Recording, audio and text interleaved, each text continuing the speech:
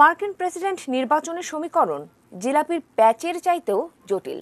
Republican Democrat বিভক্তি ছাপিয়ে কখনো কখনো মুখ্য হয়ে ওঠে শ্বেতাঙ্গদের অশ্বেতাঙ্গ ভীতি আর অভিবাসন বিরোধিতা। এবারে নির্বাচনেও তাই পপুলার ভোটের চাইতে নানা কৌশলে ইলেকটোরাল কলেজের বেশি আসন বাগানোর প্রতিযোগিতা দুই প্রেসিডেন্ট পদপ্রার্থীর। মফিল দুতপুর রিপোর্টে বিস্তারিত।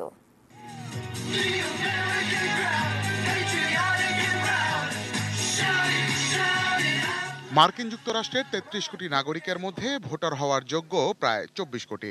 এর মধ্যে এবারের নির্বাচনে ভোট দেওয়ার জন্য রেজিস্ট্রেশন করেছেন প্রায় ১৫ কোটি ৩০ লাখ মানুষ। অর্থাৎ এবারের প্রেসিডেন্ট নির্বাচনে ভোট দেবেন প্রাপ্তবয়স্ক নাগরিকদের প্রায় ৬৪%।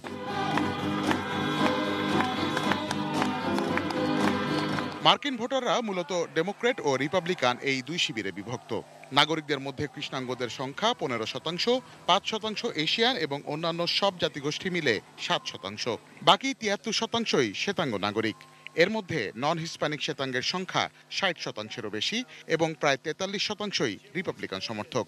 ডোনাল্ড ট্রাম্পের রাজনীতি ওটা তো মূলত তো হোয়াইটকে নিয়ে, ল অ্যান্ড অর্ডার সিচুয়েশন খারাপ হয়েছে ওটাও সে দোষ দিয়েছে মাইনরিটিদের, রীতিমতো দেয়াল করার ব্যাপার থেকে শুরু করে তারপরে তো চায়না আছেই। সব মিলে যেভাবে সে মানে ক্যাম্পেইনটা করেছে সেটা হলো হোয়াইট যে বিপ্লবটা ঘটিয়ে সে জিতেছিল সেটা যেন টিকে থাকে। প্যান্ডামিকে দেখা গেছে যে ক্ষতিগ্রস্ত হয়েছে মূলত মাইনরিটিস, যদি আমি বলি ডিসএম্পাওয়ার্ড আফ্রো আমেরিকানস, এরা বেশি ক্ষতিগ্রস্ত হয়েছে।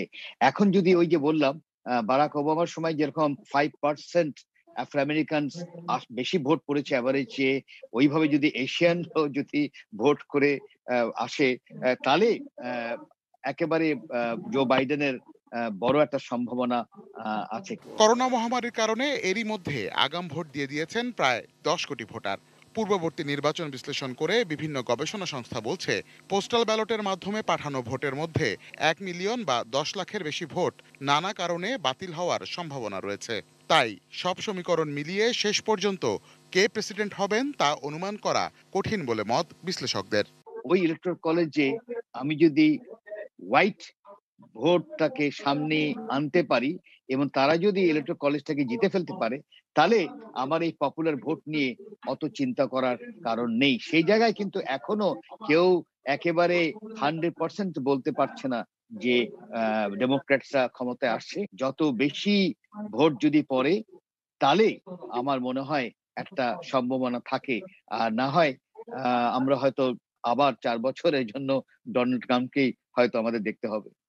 এবারের বিপুল সংখ্যক পোস্টাল ব্যালট এবং আগাম ভোট গণনা করতে সময় লেগে যাবে কয়েকদিন। তাছাড়া এরই মধ্যে আগাম ভোট সংক্রান্ত ৩২২টি মামলা হয়েছে বিভিন্ন রাজ্যে। চূড়ান্ত ফলাফলের আগে সমাধান করতে হবে সেগুলো। তাই বিশ্লেষকদের ধারণা, ৩ নভেম্বর রাতে ভোটের কোনো সুস্পষ্ট ফলাফল তো পাওয়া যাবেই না, এমনকি সপ্তাহখানেকও লাগতে পারে মার্কিন প্রেসিডেন্ট নির্বাচনের ফলাফল পেতে। Mofidul Tapu, ATN news, Dhaka.